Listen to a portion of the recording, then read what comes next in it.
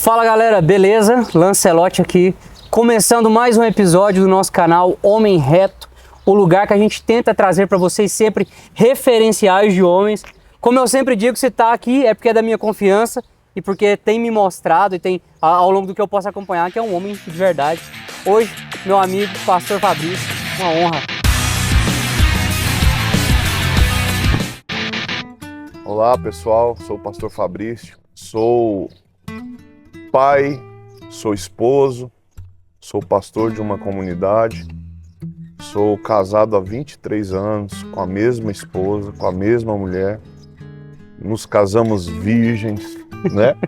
Nos casamos em santidade.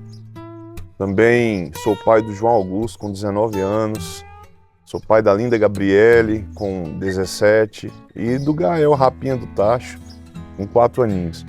Pastoreio desde os 28 anos, hoje eu tenho 39 e são 13 anos aí, quase 14 anos, cuidando de outros filhos, né? Muitos outros filhos. Que bênção, pastor. Bom demais ter você aqui. Prazer estar aqui com você. É interessante. Casou virgem? Casei zero Bala. 0 quilômetro. O que te levou a casar virgem? Meu irmão, uma das coisas que me levou a escolher a santidade foi a necessidade de ser aquilo que eu não tive. Eu tive pai, meu pai esteve ausente um tempo, tenho ele hoje, meu amigo, mas eu me casei com 17 para 18 anos, né? Já casou para não pegar? Não foi. Eu me casei por um propósito, eu já entendia, né? Eu nasci no Evangelho e já entendia que a santidade era algo necessário, até mesmo para que eu me tornasse uma testemunha, né? Como nós falávamos ali nos bastidores, né? Eu entendo que ser um testemunho ou testemunhar de Cristo é participar do que Cristo fez, do que Cristo está fazendo, do que Cristo vai fazer. Se não for assim, eu não sou um testemunho, eu sou um narrador, eu sou um locutor do que Cristo fez ou talvez até um fofoqueiro. Realmente estamos precisando de referência. O senhor me falou que aqui na igreja, né, estamos aqui no Ministério Celeiro, né? Sim. Você me falou que aqui você gosta muito de falar sobre o papel do homem, né, em casa. A gente tem hoje a gente tem uma necessidade que é de bons referenciais. Se me permite, a gente vai ver lá na igreja de Atos, a Bíblia diz que eles tinham tudo em comum, né, e ninguém tinha necessidade de nada, e tudo que eles vendiam ou faziam, eles colocavam aos pés dos apóstolos para que eles distribuíssem. Então ali a imagem dos apóstolos era a imagem dos pais, né? Era a imagem dos referenciais. Mas a Bíblia, quando vai falar dos referenciais dentre o povo, ela convoca Barnabé. Ela fala, e existiu Barnabé, um homem generoso que vendendo toda a sua propriedade, toda a sua herdade, deu todo o valor. A despeito de Ananias e Safira, que é no próximo capítulo, Barnabé se tornou um referencial. Quem foi Barnabé? Barnabé foi o tutor de Paulo, cara. Foi o tutor de João Marcos. Quando Paulo fala assim, ô Barnabé, cuida de João porque ele é menino ainda. Né? E lá na frente, Paulo manda dizer para Barnabé, traga João Marcos, porque agora ele me é útil. Né? E quem cuidou dele? Barnabé, um referencial. Então, vendo que ter um referencial, a gente, com um referencial, nós conseguimos... Paulo fala para Timóteo, né? Fala para Timóteo. Nós conseguimos construir algo, porque a gente estava falando de algo interessante na mesa a respeito das mulheres. Porque as mulheres estão hoje com dificuldade de gerar. Porque antes de gerar no útero, você gera na mente. Não é? Isso é forte. A gente vai ver isso em Jacó, quando põe a vara listrada de frente às ovelhas. Né? Então, nós temos referências bíblicas para muitas coisas. Você me perguntou a respeito do porquê, e eu quero te dizer, nós precisamos de referenciais na igreja, precisamos de referenciais na família, precisamos de referenciais na política. E esses referenciais precisam ser homens de verdade. O que é homem de... Jetro fala para Moisés assim: Moisés, eu vou te dar um conselho. Separe dentre o povo homens, líderes, e uma das características dos homens que Jetro recomenda para Moisés é homem de verdade. O que é ser homem de verdade? Moisés sabia de alguma forma, né? Sabia. Até porque viveu com o sogro dele. Exatamente. No deserto. O sogro dele foi vamos colocar assim, o sogro dele foi quem o amansou, né? Porque Moisés foi para lá com todo aquele... A cultura egípcia. Exatamente. E ainda não só a cultura egípcia, como aquela arrogância de ser da família real, né? Exatamente. E ali ele tem um encontro com a natureza do homem do deserto. Né? O homem, vamos dizer nesse tempo, primata, né, cara? Ali com os pés rachados, sem nenhum tipo de conforto. Cara, qual que é a diferença de ser homem e ser macho? Mas vamos tentar, vamos ver, deixa eu ver para que lado que você vai entender essa pergunta primeiro. Vamos lá. Qual que é a diferença de ser homem? Bom, eu acho que o homem tem que ser macho. Eu acho que não tem diferença, eu acho que tem que ter um equilíbrio. Eu acho que o homem que não é macho não é homem. Exatamente. Né? É isso aí. Bom, é uma simples definição, mas o homem tem que ser macho. E o macho precisa ser homem. No equilíbrio. No equilíbrio. No equilíbrio onde é baseado no referencial principal que é Jesus. Que era o homem mais macho que já teve.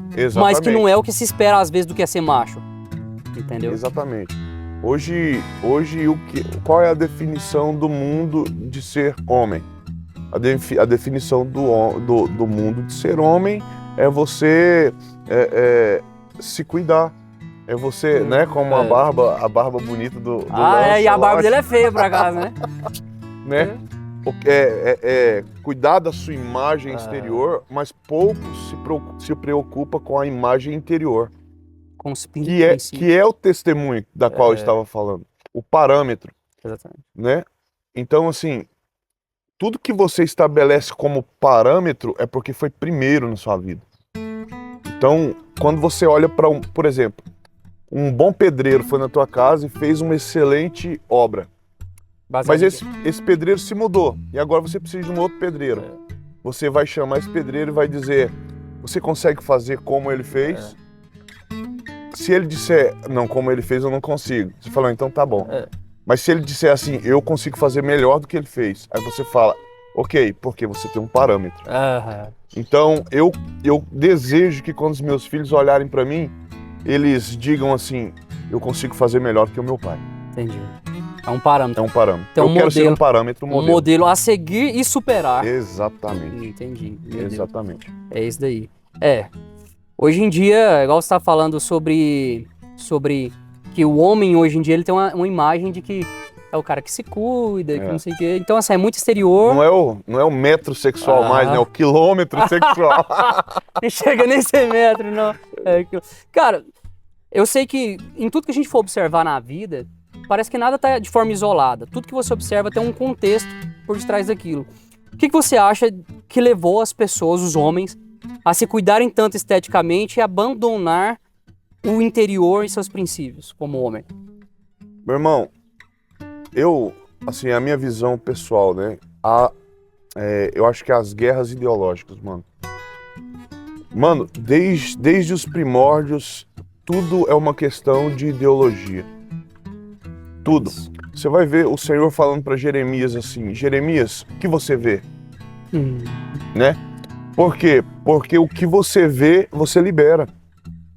O que você vê, você libera. Então, eu penso que as implementações ideológicas, hoje nós temos uma carga de informação tão violenta por meio do advento da internet, né, e de tantas coisas. Nós temos sido sobrecarregados com ideologias que não são a verdade. Então nós temos nos apartado da verdade sem que nos demos conta, sem perceber. Então, hoje você vai assistir um desenho Por exemplo, eu estava falando com a minha esposa participou de uma conferência, e eu não sei se vocês sabem, mas os desenhos da Disney têm a sua raiz no cristianismo. Mas a Disney foi lá, capturou isso e deturpou, colocou uma ideia. Pensa. E é o que é feito com tudo hoje. Colocou uma ideia. É. Então, assim, os nossos homens de hoje são todos fabricados a partir de uma ideia. Por isso, mano, eu entendo que é tempo dos homens à moda antiga, dos raros, né, se tornarem parâmetros e referenciais para esses novos. Nós precisamos ensinar, não estou falando de moda, eu quero que você me entenda, mas nós precisamos ensinar nossos filhos a vestirem. Nós precisamos ensinar os nossos filhos a sentarem, a conversarem olhando nos olhos uns dos outros. Nós precisamos ensinar os nossos filhos que a mentirinha do gasto também é errado. Nós precisamos ensinar os nossos filhos, sim, a empreender, mas a empreender de forma correta, segundo a luz da palavra. Então, onde os nossos filhos vão encontrar esse suporte e esse exemplo, se eu não for um testemunha, mas um fofoqueiro? Se você só fala, mas não vive. Se eu falar do que eu ouvi, o problema do Éden, uma informação compartilhada. Eva não ouviu o Senhor, Eva ouviu Adão. E quando Eva ouve Adão, ela pode interpretar. Quando eu ouço o Senhor, eu tenho que obedecer. Exatamente.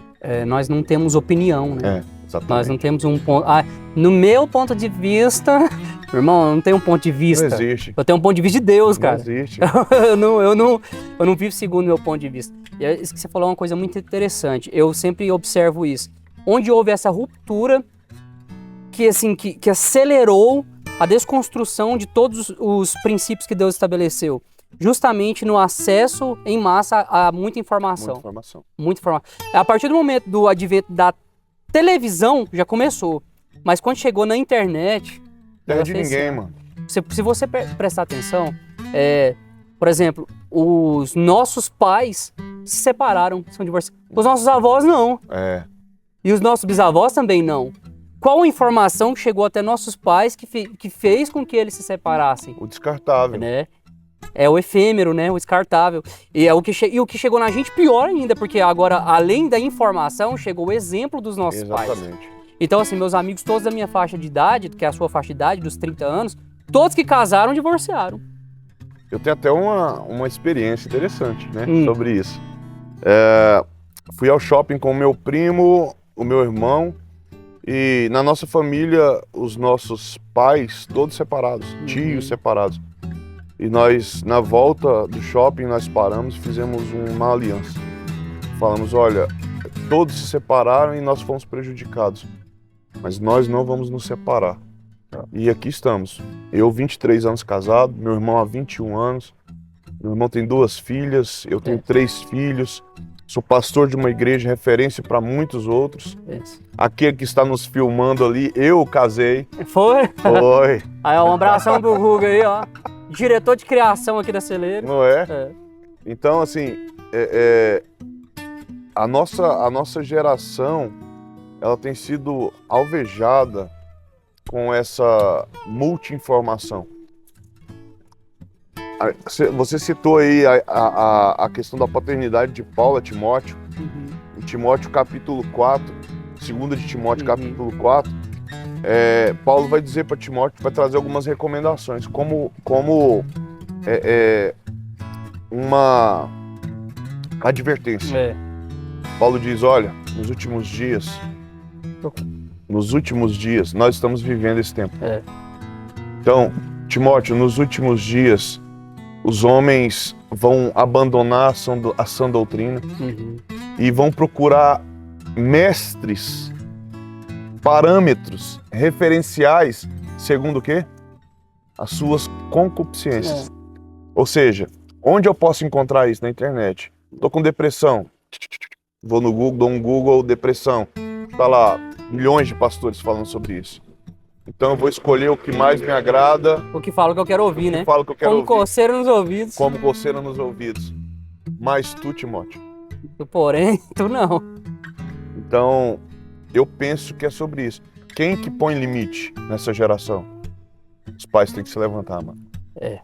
Isso é verdade. Porque se você for depender dos limites que a política social tem te colocado, Não há até onde limites. você pode ir, não há limites. Não há limites. Inclusive, esse é o jargão, justamente né? não há limites. Não há limites. Você pode ser o que quiser. E olha como Fazer o que esse sofisma, né? Essa mentira que parece uma verdade, tanto que é uma coisa ardilosa de Satanás que engana mesmo. Não há limites. Olha tanto que é bonito. Não há limites. Não é? Mas quem disse que a falta de limites é algo bom? Não é? Você pode pegar um piano e passar a mão em todas as teclas, vai fazer um som horrendo. Mas se você trabalhar dentro dos limites, dos acordes, dos limites do campo harmônico, vai sair uma harmonia linda. É verdade. Então o limite ele é estabelecido por Deus para que as coisas funcionem de forma harmoniosa. Eu creio nisso. Eu creio nisso. Você vai ver lá no Éden, né? Olha como é a mente, né? O Senhor fala assim, vocês podem comer de todas as árvores, todas, exceto de uma. Qual nós escolhemos comer? Aqui não podia.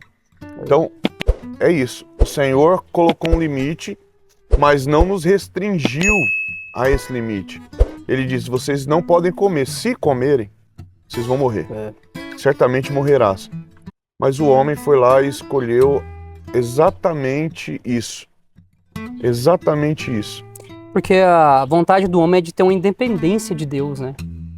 E Deus ele nos quer justamente dentro da dependência, né? Porque é na dependência que nós nos tornamos filhos, né?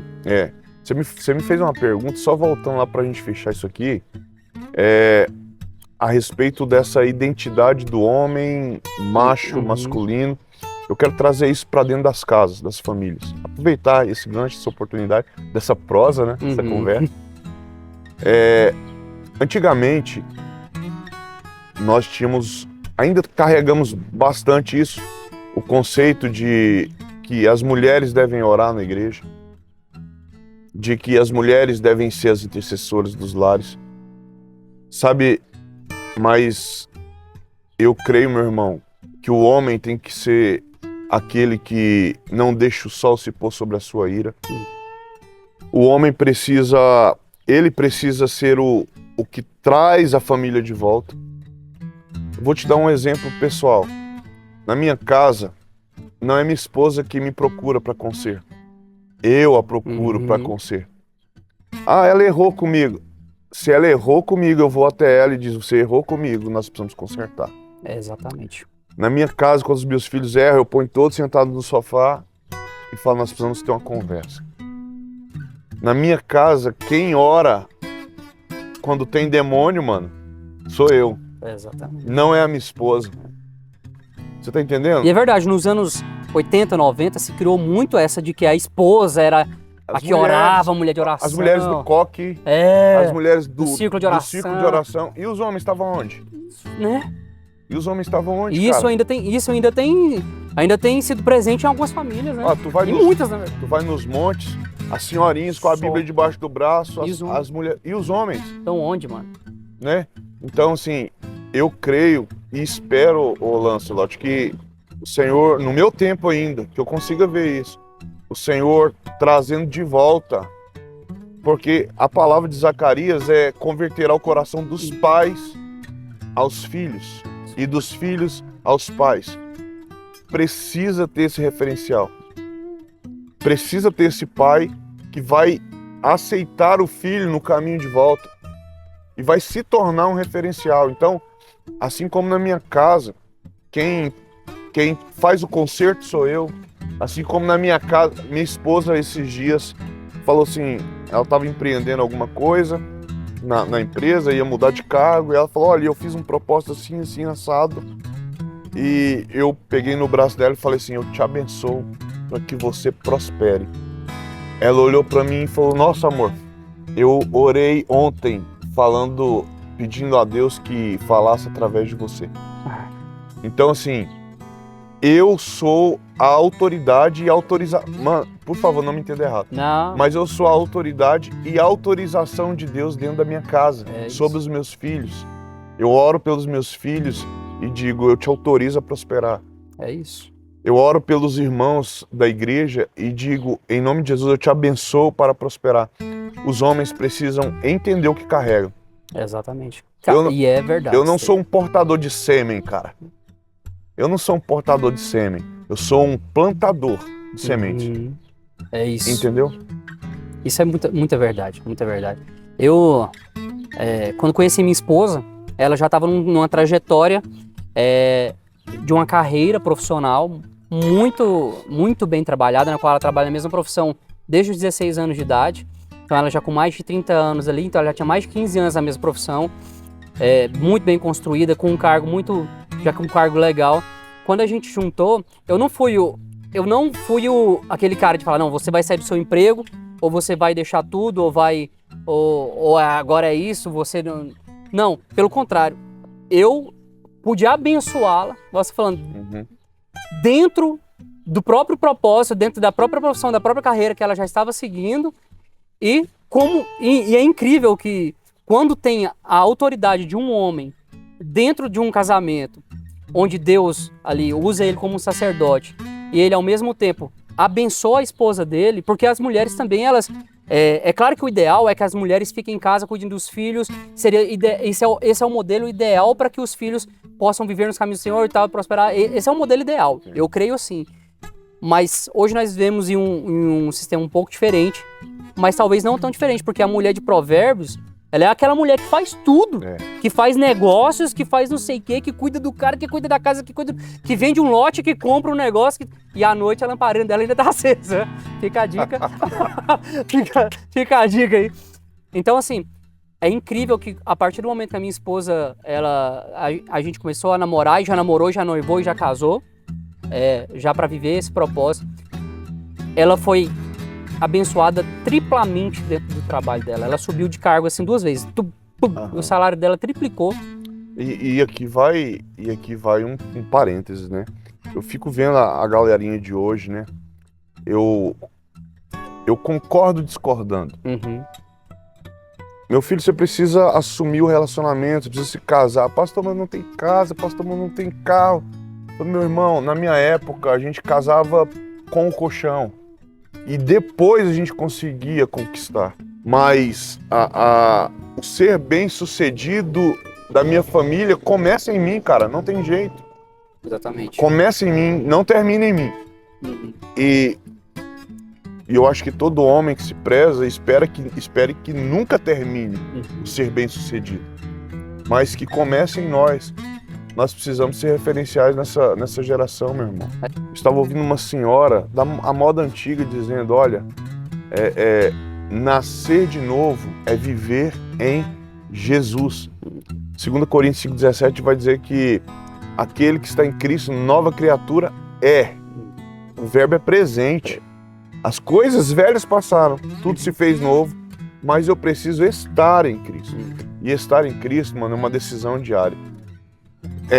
Olhar para Jesus como um referencial e se tornar um referencial como ele, em 1 Coríntios 11:1, Paulo vai dizer, sede meus imitadores como eu sou de Cristo. Né? Então eu preciso olhar para Cristo para que os meus filhos vejam Cristo através de mim.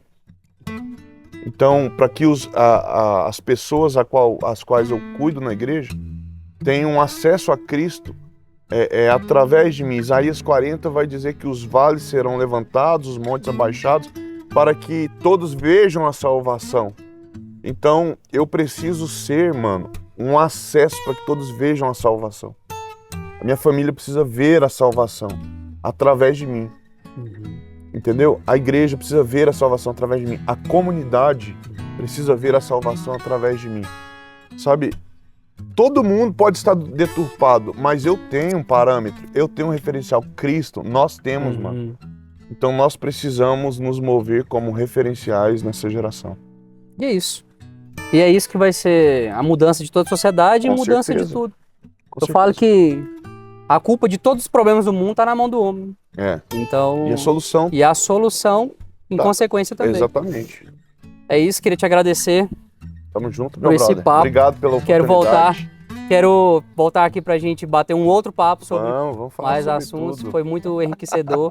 Valeu demais. Pessoal, deixa o like, comenta, compartilha. É muito importante que esse vídeo chegue até outros homens, chegue até outras pessoas. Você, mulher que assistiu, manda pro seu marido, pro seu primo, pro seu cunhado, pro seu irmão. Mande para homens para que eles possam ter também este referencial. Não que nós sejamos aqui modelos disso, mas nós conhecemos o modelo principal e estamos aqui para falar sobre ele. Tudo é sobre ele, né? Que é Jesus Cristo. tudo se converge nele. Então esse vídeo também se converge nele, assim como todas as coisas. Então que Deus abençoe vocês. Até mais.